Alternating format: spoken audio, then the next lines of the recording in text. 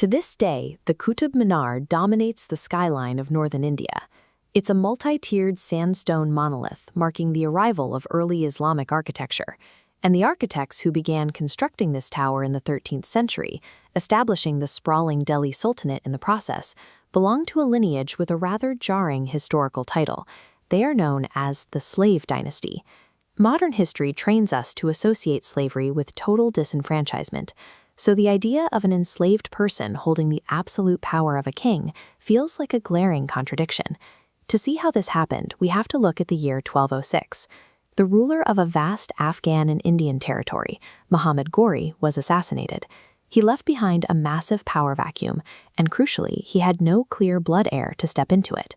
The right to rule over the 13th century Indian subcontinent did not go to a distant royal cousin. Instead, the empire was seized by its most powerful piece of human property. These men belonged to a highly specialized class known as Mamluks, a term that literally translates to owned. They were an elite, enslaved military caste, mostly of Turkic and Central Asian origin, who converted to Islam. The Mamluk system functioned as a bizarre, highly regulated pipeline.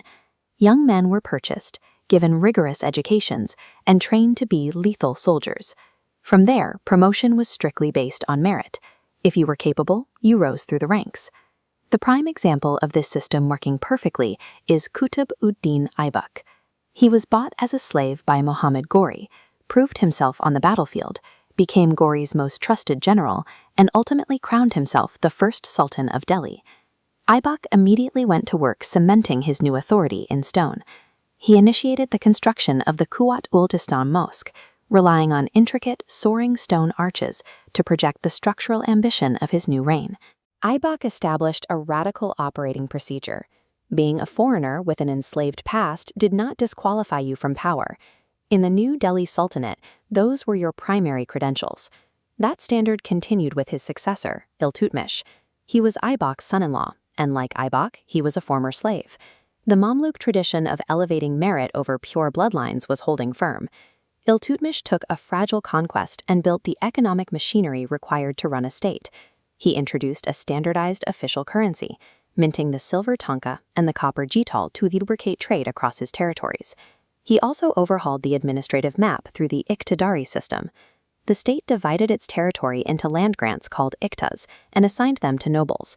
In exchange for the land and the revenue it generated, those nobles owed the sultan strict military service and administrative loyalty. The Mamluks continued to ignore social conventions when it came time for Iltutmish to choose an heir. Bypassing his own sons, he handed the crown to his highly educated daughter, Razia Sultana. She became the first and only Muslim woman to rule Delhi. Following Razia's turbulent reign, another former slave named Ghiyas-ud-Din Balban took control.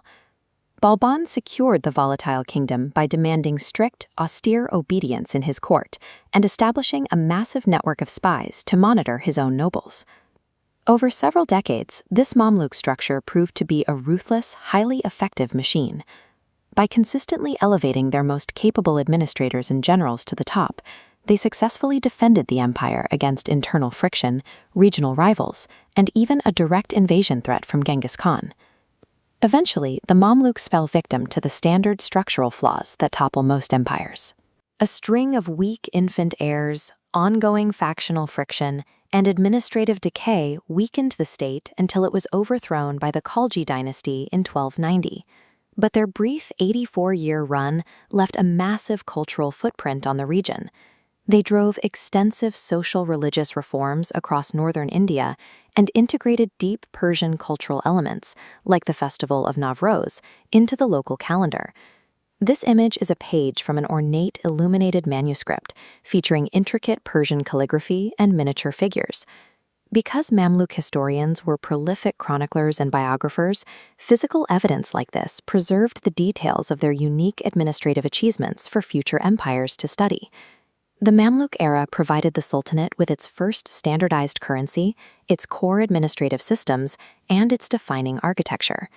Within this specific social structure, the condition of enslavement acted as the rigorous training ground that forged the architects of an empire.